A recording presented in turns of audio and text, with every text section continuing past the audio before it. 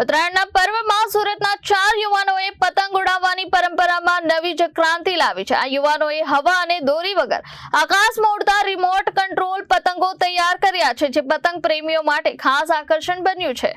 આ અનોખો પતંગ માત્ર રિમોટ કંટ્રોલની મદદથી આકાશમાં ઉડે છે અને તેની ખાસિયત એ છે કે તેનામાં લૂપ, રોલ અને ડાઇવ જેવા જટિલ સ્ટન્ટ પણ ખૂબ જ સરળતાથી કરી શકાય છે। ખાસ વાત એ છે કે આ પતંગ રાત્રે પણ લાઇટિંગ સાથે ઉડાવવામાં આવી શકે છે, જેથી રાત્રિના આકાશમાં રંગીન નજારો સર્જાય છે। પક્ષીઓ અને માનવો બંને સુરક્ષિત રહે તેવા સંદેશ સાથે આ પતંગ ડિઝાઇન કરવામાં આવ્યો છે, જેથી ઉત્તરાયણ દરમિયાન અકસ્માતોની શક્યતા ઘટે। સુરતના યુવાનોની આ નવી પહેલે ઉત્તરાયણને ટેકનોલોજી સાથે જોડીને એક નવો આયામ આપ્યો છે।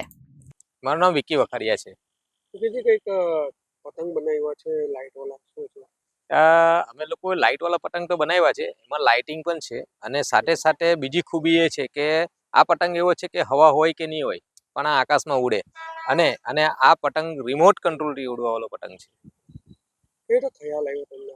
આ પતંગ એકાદ વાર આવી રીતના બેઠા હતા અને જોતા ન્યૂઝમાં સાંભળતા હતા કે કોઈના ગળા કપાય છે, કોઈ પક્ષીઓ દૂરથી લપતાઈ જાય છે અને આ બધું ઘણાની ઈજા થાય છે ને એ જોઈને બહુ દુઃખ થતું હતું કે ભાઈ ચલ એવું કંઈક એ બનાવીએ કે જેનાથી આપણે રિમોટથી આ પતંગને ઉડાવી શકીએ અને પછી આ રીતે અમને ખ્યાલ આવ્યો।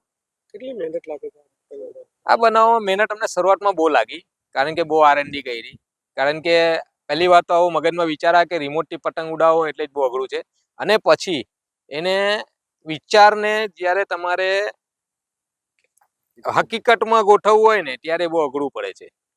ત્યારે અમને બહુ મહેનત લાગી છે અને એ મહેનત કરતાં કરતાં આજે અમને સક્સેસ મળી ગઈ અને આજે અમે એ જ વસ્તુને ફ્લાય કરીએ છીએ।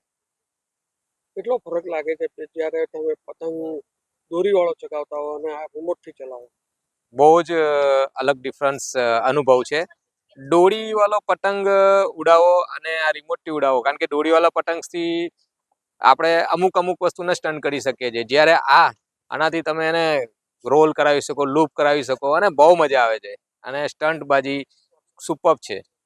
તમે બહાર બી કશે પતંગ ચગાવો છો ફેસ્ટિવલમાં? હા, અમે બહાર પણ ઘણી જગ્યાએ જઈ આવ્યા છીએ, જેમ કે ઇન્ડોનેશિયા છે, યોગ્યાકાર્ટા છે, સિંગાપોર છે, ચાઇના 2 વાર છે।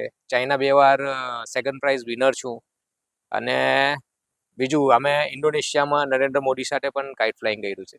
Reporter Arvind Rathod, Janadesh news, Surat.